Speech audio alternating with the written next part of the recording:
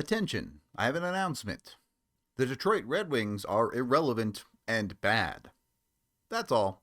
Avs win over the Detroit Red Wings 5-2. Honestly, if I just left it there, would that not suffice for the video? Detroit was an absolute scheduled loss for them, and they're just not a very good hockey team, and that's what it looked like. The Avs played well, but didn't play really well. They didn't play great. It wasn't like they were completely crushing Detroit's soul. They were just playing straightforward hockey and beating them pretty handily. Detroit did score first on the power play. JT Compher, ex-player curse, blah, blah, blah, blah, blah. It's like the most guaranteed thing in hockey. You should bet on it every single time if it's a decent player. And that was the one play of the entire game where Detroit felt genuinely involved in the game, if I'm honest. That lead for them would not even last 45 seconds. There's not a lot of fanciness to this play. The Avs are able to keep the blue line in the offensive zone, and then this, I'd love to say, is an unbelievable play or what a shot or something, but it's not anything special. Makar creates a little bit of space up high and then just throws a puck toward the net.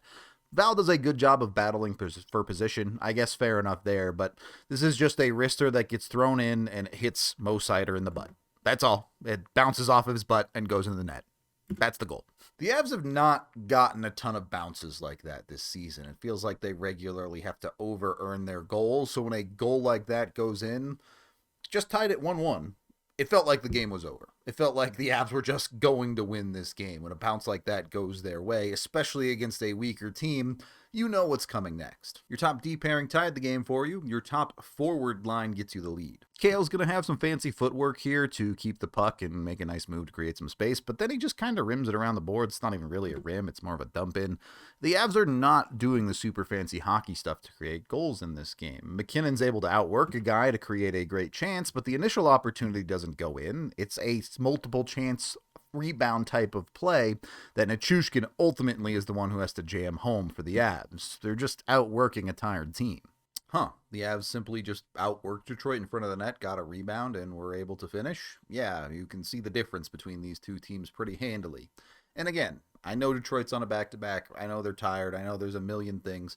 These are just two teams in two very different situations. The Avs are jockeying for playoff seeding, and Detroit's season is, frankly, probably over. Honestly, I wonder if this is how Detroit felt in the late 2000s as the rivalry with the Avs was dying out, because the Avs were, as much as it hurts to say and hear, pretty irrelevant in that time frame while Detroit was out winning championships still. Tables have turned these days. There was not a ton of consequential hockey in the second and third periods, but the Avs would bolster their power play numbers as they would go 2 for 2 on that unit with these 2 goals. A split power play unit or a second power play unit for the Avs with Taves on the defensive side. You're working with Nelson. They also have Necas on the far side, and then 2 players in front in Drouin and Coyle.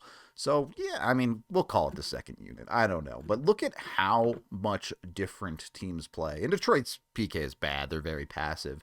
But when it's not Cale Makar up here, look at how much space they give Devon Taves. They don't respect his forward offensive ability, for he's a defenseman, whatever, nearly the way they do Cale Makar. And that is a mistake, because Taves can shoot a puck pretty well. Honestly, this feels like it should be El Clasico for the Avs on the power play. MacKinnon flies through the neutral zone, gets him in the zone, drives the net, is able to pull up, and while it is a battle, does find a play. Necas could have taken an opportunity here, but the Avs are turning this one into a highlight reel. Over to Drouin. Drouin with the old slapper that doesn't work. It goes off of the defenseman, well blocked, and it's a perfect ricochet to MacKinnon, who has an open net to shoot into. Sometimes you need the bounces. Here's what's important there. Both Avs power play units score a goal. The fact that the second unit even saw a significant amount of time on the ice, let alone actually produce for you, makes the Avs so much more dangerous. We do see some fluidity with the forwards on those power play units.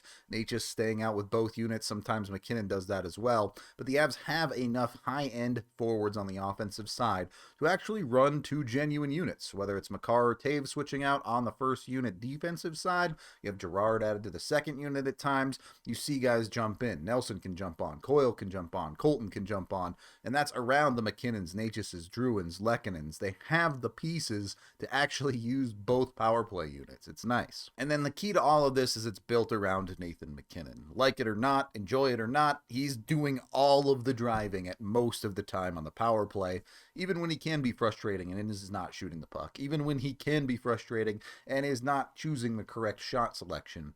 he's still the man. And was MacKinnon great in this game? No. Was MacKinnon even very good in this game?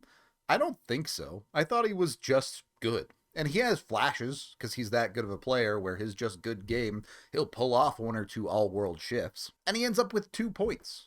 It's ridiculous that he's that good, and because he's that good, they're just gonna beat teams even when he's just good. Anyway, this video is quite late and very short because I'm just trying to get it done for you and put it out there, but the rest of the game was inconsequential. Detroit would score a nothing goal with 3 minutes left, and the Avs would get one dumped into the empty net by Logan O'Connor.